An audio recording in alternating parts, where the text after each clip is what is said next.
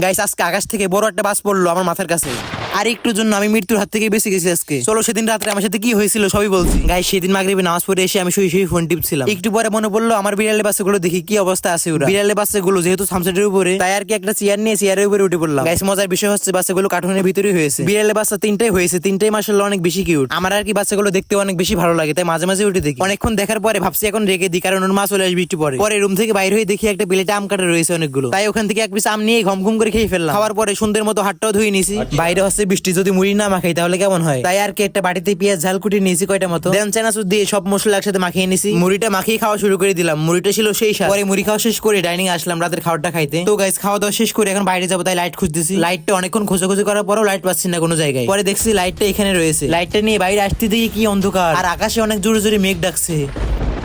ভয়ে আমার জান পুরো শুকাই গেছে, চারিদিকে অনেক অন্ধকার।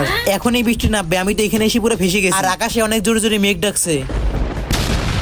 ও মা গো, কি বড় একটা বাস পড়লো, তাদের এখান থেকে পালাই। গাইজ আমি এখান থেকে কোনো রকমে বেঁচে, তোমরা সবাই তাদের চ্যানেলটা সাবস্ক্রাইব করে দাও, আমি এখান থেকে পালাই।